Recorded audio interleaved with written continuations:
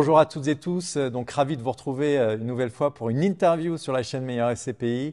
Aujourd'hui, on a la chance d'accueillir Phong Hua. Bonjour Phong, Bonjour Jonathan, comment vas-tu? ça va et toi? Ouais, très bien. Tu es directeur général de la société de gestion Darwin. Oui. C'est une nouvelle société de gestion. Je pense que c'est important que nos auditeurs puissent un peu connaître cette nouvelle société de gestion.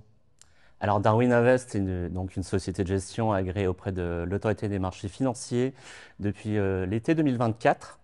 On est 5 associés cofondateurs, tous issus du monde de la tech et de l'immobilier. Notre particularité, c'est qu'on est tous des pure players de sociétés de gestion qui sont parmi les plus grosses de la place, ce qui nous donne cette légitimité quand on parle immobilier et notamment SCPI.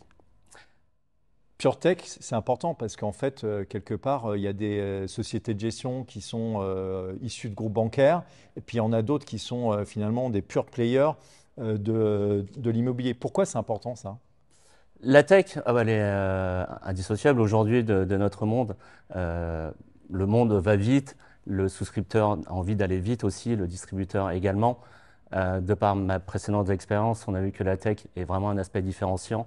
On a voulu l'embarquer chez Darwin tout de suite, à la fois pour les CGP et aussi pour les clients avec un dashboard le plus complet possible, un mode de souscription fluide et une information la plus transparente.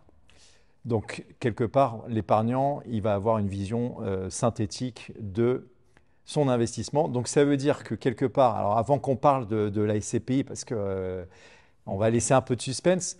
Il y a un niveau d'expertise de tes équipes et des équipes de Darwin Invest qui est très fort. On a beaucoup d'expertise cumulée au sein des équipes. Oui, tout à fait. On a à peu près une 30 années d'expérience cumulée, réparties sur 5 personnes.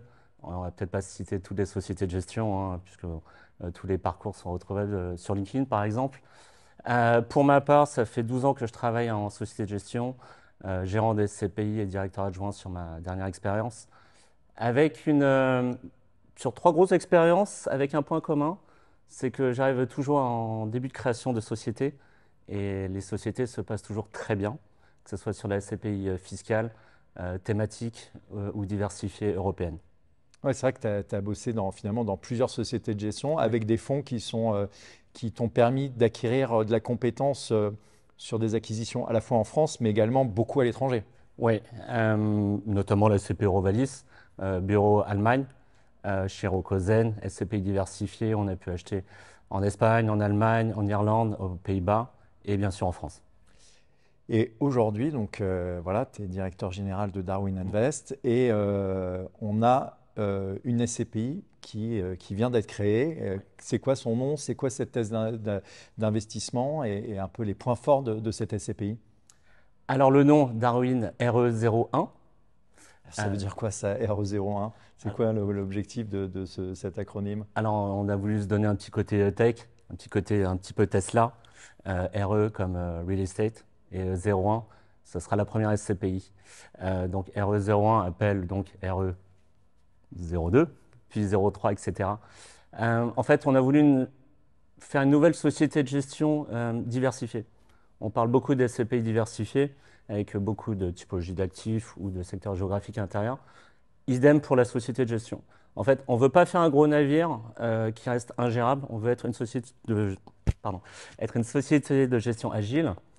Euh, Dès qu'on atteindra une certaine taille, on sera peut-être 250, 300 millions d'euros de capitalisation, on ouvrira RE02, et etc. Puis RE03, RE04. Il y aura de la SCPI, il y aura aussi très bientôt un premier fonds adressé à une clientèle privée sur une thématique plutôt value-add. Et on réfléchit déjà à des fonds institutionnels pour la fin 2025, début 2026. Donc, quelque part, ça va te permettre d'avoir une grande complémentarité j'allais dire, de fonds, de Oui, véhicules, à la fois pour pouvoir adresser plusieurs marchés, oui, et puis pour solidifier ta société de gestion, oui. pour pouvoir investir peut-être dans les outils, dans la tech, et offrir quelque part le meilleur des services à tes clients. Cette SCPI, donc Darwin RE01, Oui. c'est quoi sa thèse d'investissement? Où est-ce qu'elle a envie de se positionner? Les typologies d'actifs, les locataires, la philosophie, comment tu as envie de construire avec tes équipes cette SCPI? Alors, on l'a vu et on l'a constaté depuis les 18 derniers mois, le marché a énormément changé. Les taux d'intérêt ont fortement augmenté. mais les taux d'intérêt redescendent. Alors, ils redescendent moins vite qu'ils ne sont montés, mais néanmoins, le marché change et évolue très, très vite. Dans ce contexte d'évolution très rapide, hein, on a voulu avoir la SCPI la plus pérenne possible. Quand on dit pérenne, ça veut dire du rendement, mais pas que. C'est aussi du rendement dans le temps. Pour les associés, c'est important, je pense, d'avoir cette visibilité pour eux. C'est un produit long terme, on l'oublie souvent, mais nous, le délai de détention recommandé est de 8 ans, ce qui est court et long à la fois. Il faut vraiment qu'on ait vraiment ce produit de qualité pérenne. Ce sera vraiment notre marque de fabrique. Et on le voit déjà sur les premières acquisitions qu'on va réaliser. Mais on voudra mettre les leviers le plus haut possible surtout. Sur la qualité de la localisation, sur la qualité du bâtiment. On n'aura que des bâtiments neufs ou récents, principalement monolocataires, pour s'éviter des problèmes de gestion. Principalement des belles qualités de signature. Vraiment, il faut que ça soit clair dans l'esprit d'investisseur. Il faut qu'il soit serein sur l'encaissement des loyers et donc de son dividende. Et donc, quand tu dis des locataires de qualité, ça veut dire quoi comme type de locataire? C'est la boulangerie du coin ou c'est plutôt une entreprise multinationale? Plutôt multinationale. On parle d'immobilier d'entreprise. Alors j'entends qu'il faudra des commerces de proximité, mais on parle vraiment, c'est un produit d'investissement sur l'immobilier d'entreprise. Si on prend l'exemple des commerces, par exemple, on prendra que des enseignes connues et reconnues, vraiment que des lieux de destination. On pourra faire du bureau aussi, mais avec principalement des locataires publics ou parapublics qui ont plutôt une faible mobilité. Ça peut être aussi dans le monde de la logistique, de la messagerie, pour s'adapter aux nouveaux usages.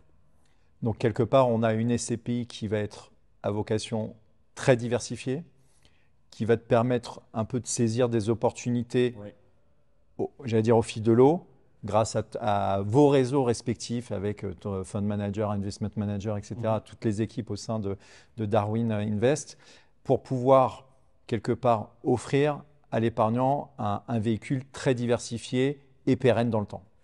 Oui, si tu veux, on peut parler des premières acquisitions. Oui, avec plaisir. Ouais. Il y en a 4, on a signé les promesses, elles sont prêtes à être réitérées. Alors, ce qui est important, c'est peut-être pour les épargnants, quand on achète de l'immobilier, on a cette période de la promesse où on débloque un peu d'argent, et puis après, l'acte authentique qui fait qu'on devient propriétaire. Exactement. Donc, quelque part, ce que tu es en train de dire, c'est que ça y est, le Darwin RE01 est déjà titulaire de promesses et qu'il n'y a plus qu'à dérouler, entre guillemets, les acquisitions avec les actes authentiques. Oui, c'est de l'hyper concret. On ne veut pas faire des belles promesses, on veut surtout montrer notre capacité de déploiement à acheter vite, mais à acheter bien, et vraiment dans les meilleures conditions pour l'associé. Chacun d'entre nous, chez Darwin, nous sommes associés, et donc ça… De la SCPI?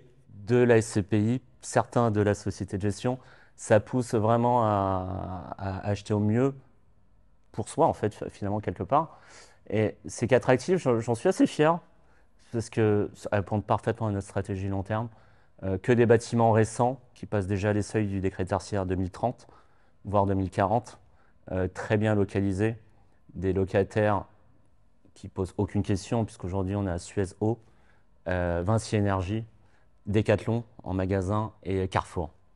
Un rating incroyable, hein, puisque sur Credit Safe on est à 100% pour les 4 actifs, avec des baux récents ou renouvelés. On est sur une durée moyenne des baux de plus de 7 ans. Alors pourquoi la durée moyenne des baux, c'est important quand on est épargnant de regarder un peu ce critère et puis quand on est gérant finalement? La SCPI est un produit long terme. Vraiment garder cet aspect en tête. Hein. Comme j'ai déjà dit, nous, la durée recommandée, c'est 8 ans.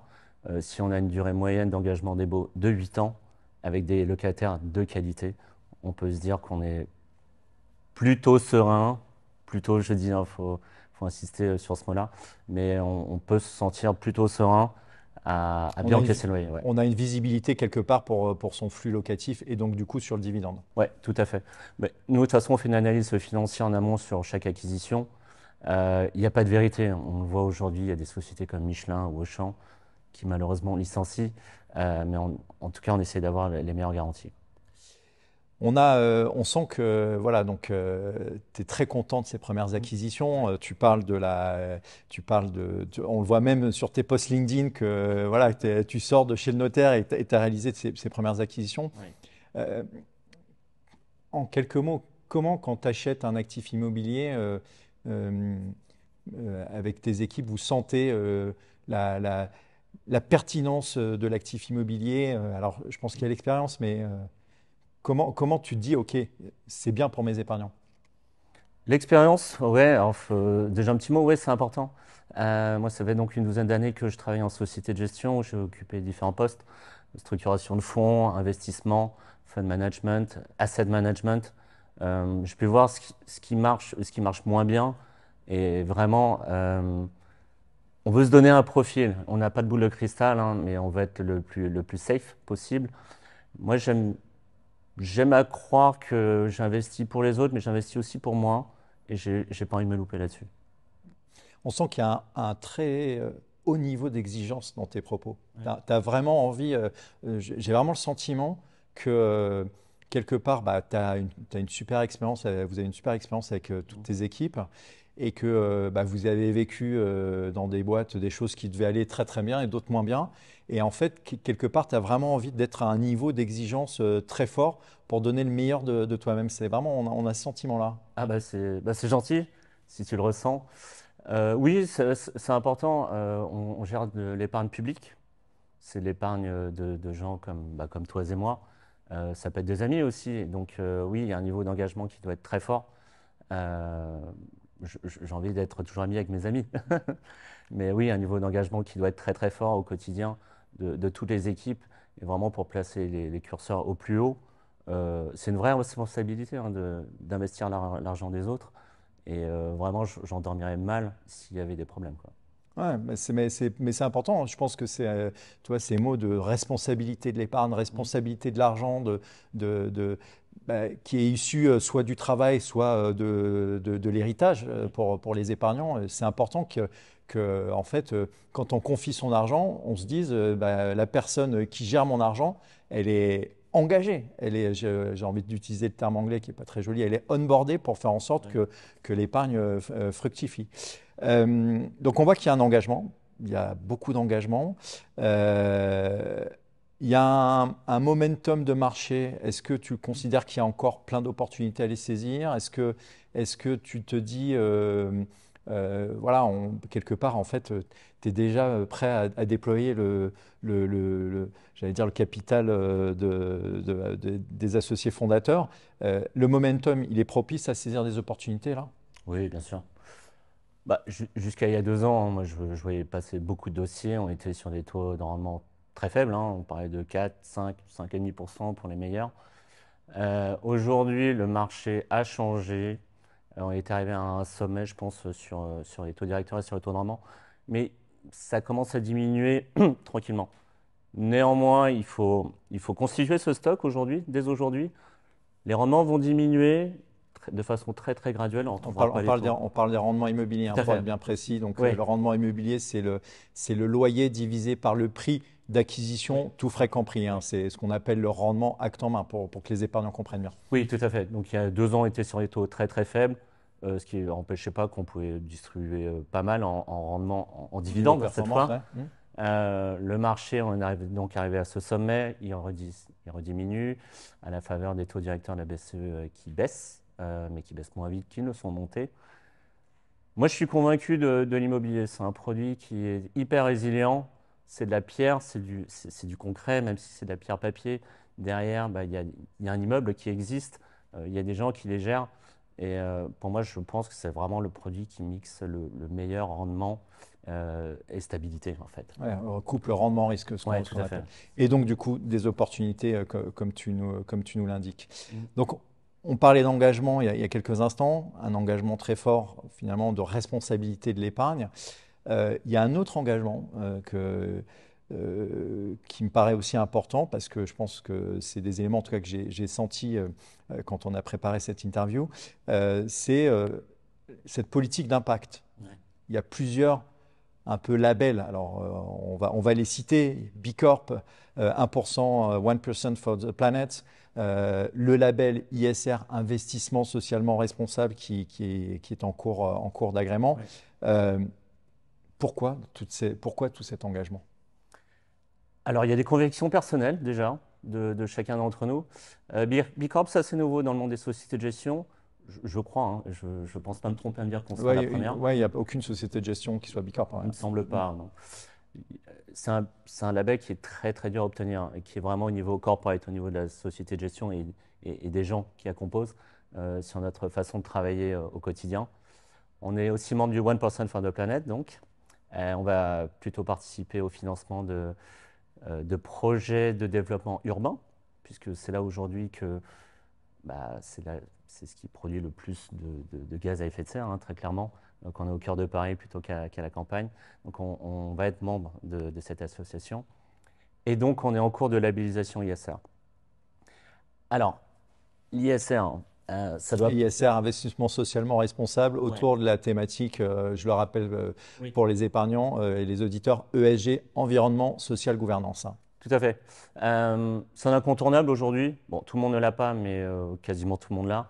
Il ne faut pas que ça reste que du marketing et du greenwashing.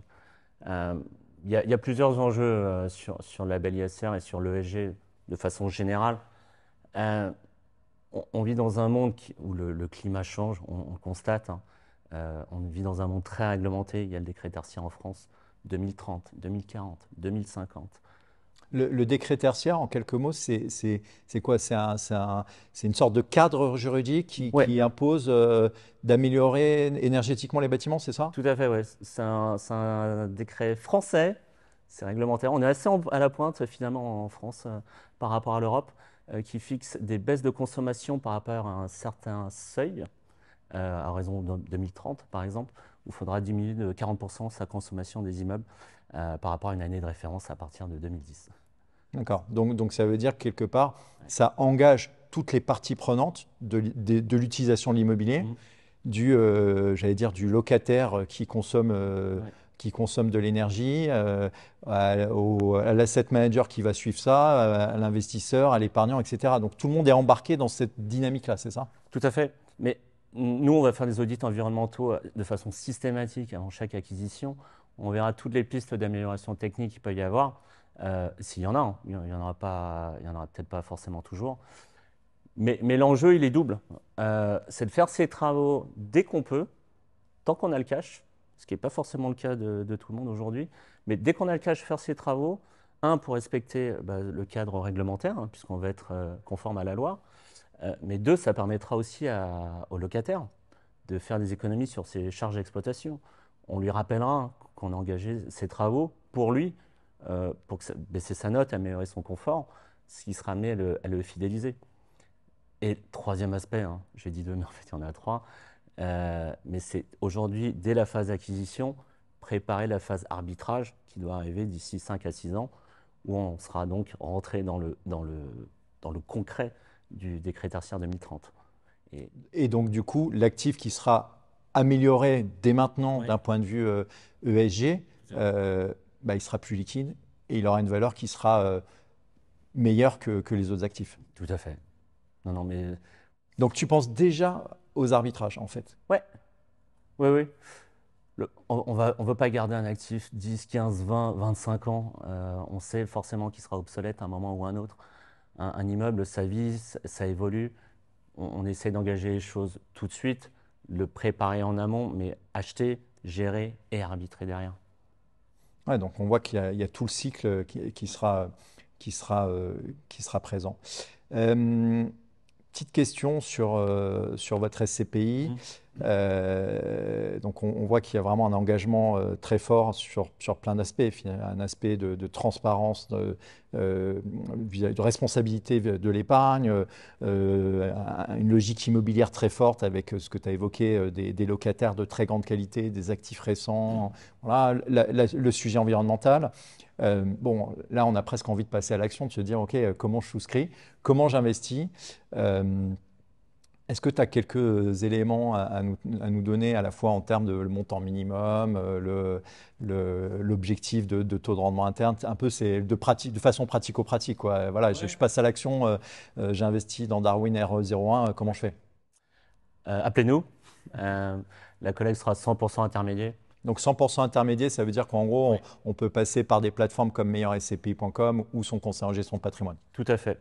Banque privée, CGP, plateforme, on sera 100% intermédiaire. Donc concrètement, ce que tu dis, c'est que toi, en gros, ton job, c'est de savoir gérer un fonds immobilier, c'est collecter à travers des intermédiaires comme des conseillers en investissement Ouais. financier. Bah, comme toi, par exemple, Voilà. aussi.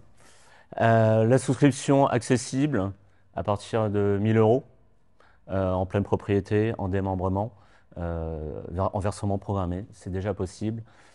Que te dire d'autre? Eh ben, Réinvestissement des dividendes aussi?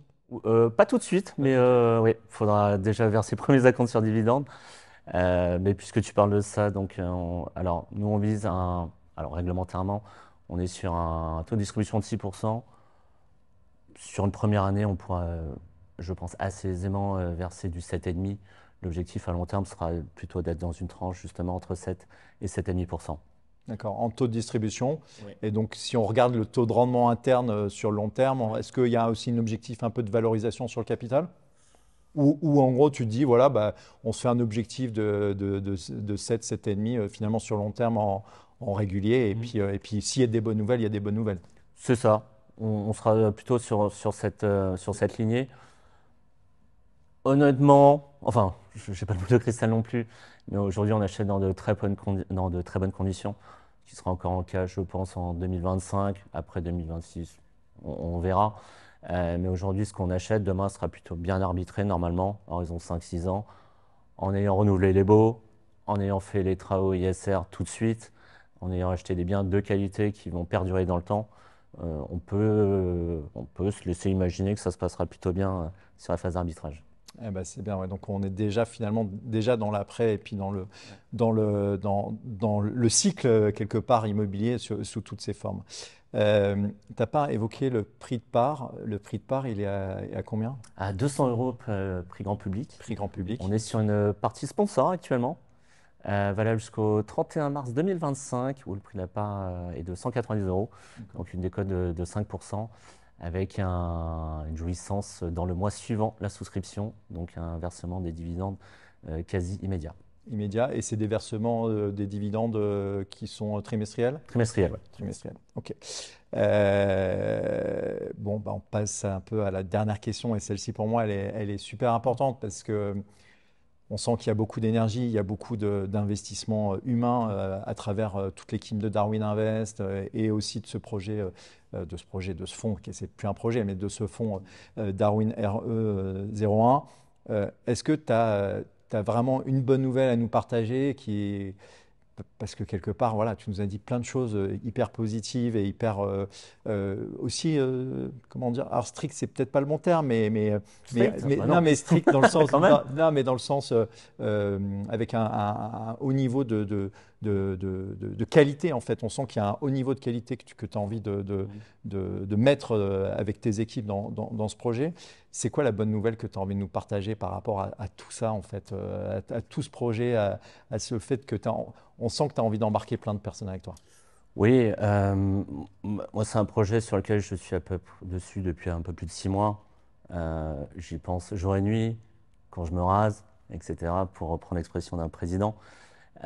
Aujourd'hui, c'est une espèce d'aboutissement et je ne dirais pas que j'ai une bonne nouvelle, mais c'est vraiment un enchaînement de choses. Je suis toujours surpris et ravi que des gens nous rejoignent sur un projet tout neuf, alors qu'on n'a pas forcément de track record, on n'est pas adossé à un grand groupe et vraiment ça me fait vraiment plaisir qu'ils nous fassent confiance. Déjà d'une, on parle beaucoup de tech, mais il y a de l'humain quand même derrière. Euh, je dirais que la grande fierté, c'est vraiment d'avoir fait un calendrier jusqu'à il y a 6 mois, avec des réalisations à atteindre, des objectifs à faire semaine après semaine. Aujourd'hui, on se tient ce calendrier, vraiment semaine après semaine, et tout est prêt. L'interface pour les souscriptions, les premières acquisitions, le premier dividende, toute la politique impact derrière, le recrutement des gens. Donc, les projets encore à venir. Et c'est un vrai plaisir pour moi, vraiment pour cette première expérience d'entrepreneur pur et dur, hein, de voir que ça devient du concret et que j'espère que ça Il va va y avoir plutôt bien marcher. les premières souscriptions qui vont arriver très vite, c'est ça? Ouais. Bah, on a déjà pas mal de promesses de dons, comme on dit. Reste à les convertir, mais on a des choses à montrer, on a du concret, c'est l'immobilier. Et quand les gens verront la qualité de ce qu'on fait et cette qualité d'engagement, comme tu dis, j'espère pouvoir finir de les convaincre. Voilà, bon, on voit en tout cas c'était le finir de les convaincre, en tout cas c'est le mot de la fin. Merci beaucoup Fonk, c'était vraiment top de t'avoir Merci à avec toi. nous. Je vous le rappelle, donc vous pourrez trouver toutes les informations de la SCPI Darwin RE01 sur meilleurscpi.com. Si vous avez des questions, des remarques, des suggestions, n'hésitez pas à mettre vos commentaires sur cette vidéo, on se fera un plaisir d'y répondre. Et puis on vous dit à très bientôt. Merci. Merci, à bientôt.